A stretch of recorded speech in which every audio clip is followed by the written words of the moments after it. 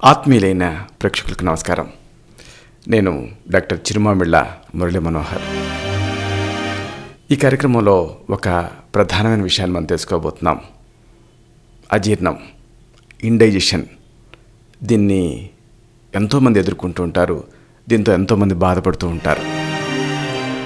ఈ అజీర్ణ సమస్య విచిత్రమైంది. ఇది మలబద్ధకం కాదు, ఎసిడిటీ కూడా కాదు, ఒక రకమైనటువంటి అసౌకర్యం. తినాలంటే ఇష్టం లేకపోవటం, తిన్నది లోపల పెట్టినట్టుగా ఉండటం. దీంతో ఎంతోమంది బాధపడుతూ ఉంటారు. ఈ అజీర్ణాన్ని అశ్రద్ధ చేస్తే ఆ తర్వాత అనేక ఇక్కట్లు వస్తాయి. అందుకే ఆయుర్వేదం వందల వ్యాధులు వచ్చినా, వందల దోషాలు ప్రకోపించిన మనిషి తాలూకు జీర్ణశక్తిని కనుక కాపాడగలిగితే ఆ మనిషికి ఏం కాదంటుంది. కాబట్టి జీర్ణశక్తి ఇంత ముఖ్యం. ఇలాంటి ఈ జీర్ణశక్తి తగ్గటమే ఆ జీర్ణం. దీనికి సంబంధించి అనేక చక్కటి ఆయుర్వేద చిట్కాలు ఉన్నాయి. వీటిని వరుసగా తెలుసుకుందాం. మొదట చిట్కా, దీన్ని మీరు చాలా తేలిగ్గా తయారు చేసుకోవచ్చు. ఇప్పుడు మనం చెప్పుకోబోయేవన్నీ కూడా మీ ఇంట్లో దొరికేవే. అలాగే కొన్ని ఆయుర్వేద మూలికల షాపులో దొరుకుతాయి. వీటిని తెచ్చుకొని మీకు మీరే ఈ ఔషధాలు తయారు చేసుకొని వాడుకోవచ్చు. మొదటి చికిత్సలో మొట్టమొదటి మీకు కావాల్సింది శంఖ భస్మం. శంఖం నుంచి తయారవుతుంది. ఇది అంటే ప్రధానంగా కాల్షియం దీంట్లో ఉంటుంది. ఇది యాంటాసిడ్లా పనిచేస్తుంది బేసిక్గా. ఈ శంఖ భస్మం మీకు ఆయుర్వేద మందుల షాప్లో దొరుకుతుంది. ఇదే పేరుతో శంఖాన్ని భస్మీకరణం చేసి అమ్ముతారు, శంఖ భస్మం. అలాగే రెండోది శొంఠి పొడి.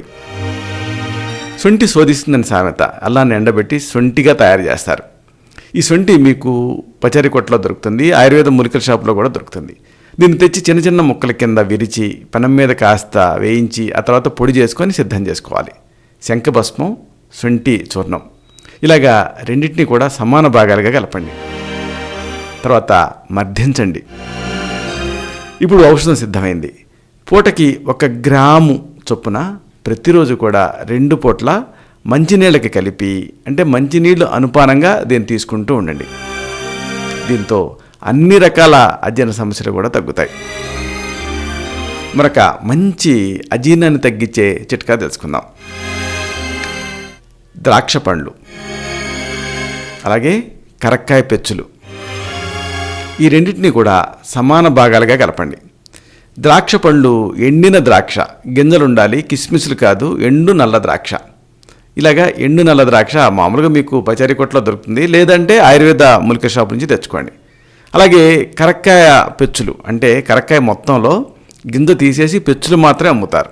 ఈ పెచ్చుల్లో ఔషధ శక్తులు ఉంటాయి. ఎండిన నల్ల ద్రాక్ష పండ్లు అలాగే కరక్కాయ పెచ్చులు రెండింటినీ కూడా సమాన భాగాలుగా కలపండి.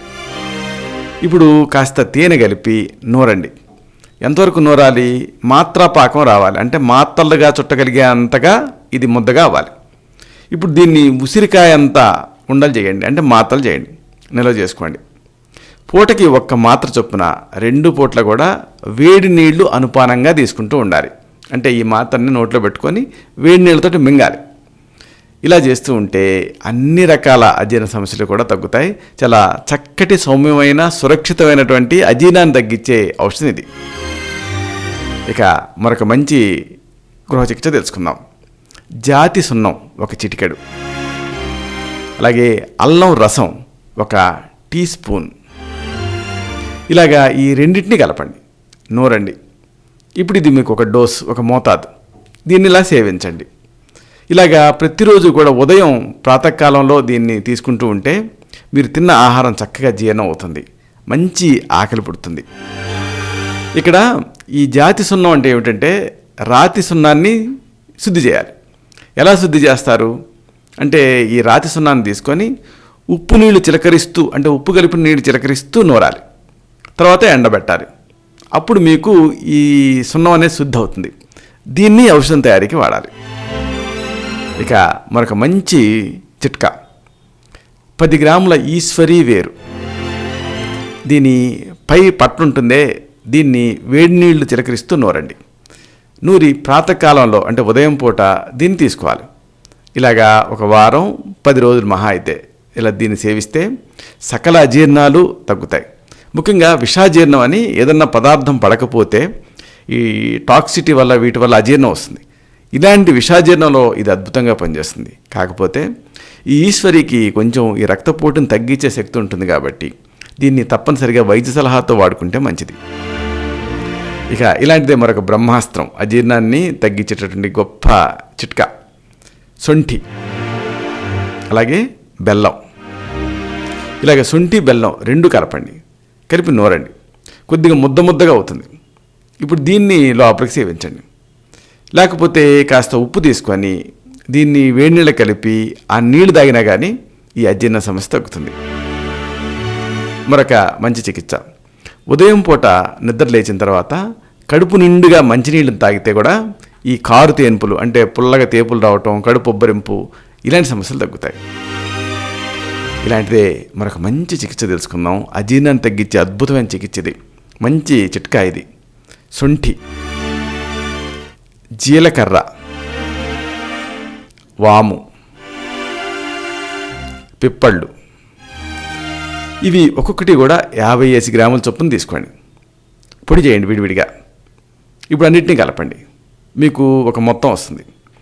ఈ మొత్తం చూర్ణం ఎంత ఉందో చూడండి. దానికి సమంగా బెల్లం కలపండి. బెల్లం, నల్ల బెల్లం అయితే మంచిది. ఔషధం సిద్ధమైంది, నిల్వ చేసుకోండి. ఇప్పుడు ఈ మిశ్రమాన్ని పూటకి 2 టీ స్పూన్ల చొప్పున రోజు కూడా 2 పూట్ల దీన్ని సేవిస్తూ ఉంటే అజీర్ణ సమస్య పూర్తిగా తగ్గుతుంది. మరొక మంచి చిట్కా, వసచూర్ణం 2 గ్రాములు, సైంధవ లవణం పొడి 3 గ్రాములు. ఇలాగా ఈ రెండింటిని కలిపి ఒకటిగా, ఇది ఒక మోతాదు. దీన్ని వేడి నీళ్ళకి కలుపుకోండి, హాట్ వాటర్కి కలుపుకొని తాగేయండి. తర్వాత ఏం చేస్తారంటే శొంఠి, ధనియాలు ఈ 2 కాస్త నలగొట్టి నీళ్ళకి వేసి కషాయం తయారు చేసుకోండి. శొంఠి, ధనియాలు. ఇప్పుడు ఈ కషాయం తాగండి. దీంతో అజీర్ణ సమస్య ఎంత తీవ్రంగా ఉన్నప్పటికీ తగ్గిపోతుంది. మరొక మంచి చికిత్స, ఒక మంచి అమోఘమైనటువంటి చిట్కా ఇది. మీకు కావాల్సింది ఇంగువ, అలాగే శొంఠి, అలాగే పిప్పళ్ళు, అలాగే మిరియాలు, ఇంకా సైంధవ లవణం. వీటిని ఈక్వల్ ప్రపోర్షన్స్లో అంటే సమంగా కలపండి. కలిపి నీళ్లు చిలకరిస్తూ నూరండి. నూరి ఇది ప్రత్యేకంగా నోటి ద్వారా తీసుకోవాల్సింది కాదు, లేపనం కింద వాడాల్సింది. ఉదాహరణకు చిన్నపిల్లలు కానీ వృద్ధులు కానీ నోటి ద్వారా తీసుకోలేని పరిస్థితిలో ఉన్నప్పుడు వాళ్ళకి దీన్ని ప్రయోగించదగింది. ఇప్పుడు ఇలాగ అన్నిటినీ కలిపి నూరి ఆ బాధితుడి కడుపు మీద లేపనం కింద పూయాలి. దీంతో ఇలా పూసుకొని నిద్రపోతే మర్నాడు లేచేటప్పటికి అజీర్ణ సమస్య పూర్తిగా తగ్గిపోతుంది. చూసారా, ఇలాగా చాలా తేలిగ్గా ఈ అజీర్ణ సమస్యని, ఇండైజెషన్ని ఎదుర్కోవచ్చు. అయితే ఇక్కడ ఒక విషయం, ఒక్కోసారి అజీర్ణ సమస్య ఈ గృహచికిత్సల స్థాయిని మించి ఉంటుంది. అంటే దానికి వేరే ఇతరత్ర కారణాలు కూడా కంట్రిబ్యూట్ చేస్తూ ఉంటాయి. అలాంటప్పుడు మీ నాడి చూడాలి, వ్యక్తిగతంగా మీ తత్వాన్ని పరీక్ష చేయాలి. ఆ తర్వాత మీకు మాత్రమే ప్రత్యేకమైన మంచి సురక్షితమైన ఆయుర్వేద ఔషధాలు ఉంటాయి. వీటిని తగిన అనుపాన సహపానాలతో ఇవ్వాల్సి ఉంటుంది. అప్పుడు ఈ అజీర్ణ సమస్య ఎంత తీవ్రంగా ఉన్నప్పటికీ కూడా పూర్తిగా తగ్గుతుంది. ఇలాంటి మరొక ఆసక్తికరమైన విషయాన్ని తిరిగి ఇదే కార్యక్రమాల పరంపరలో మనం కలుసుకున్నప్పుడు సవివరంగా, సహేతుకంగా, సమగ్రంగా తెలుసుకుందాం. శతం జీవ శరదో వర్ధమానః, శతం హేమంతాన్ శతం వసంతాన్. 100 శరత్తులు, 100 హేమంతాలు, 100 వసంతాలు వర్ధిల్లుతూ జీవించండి.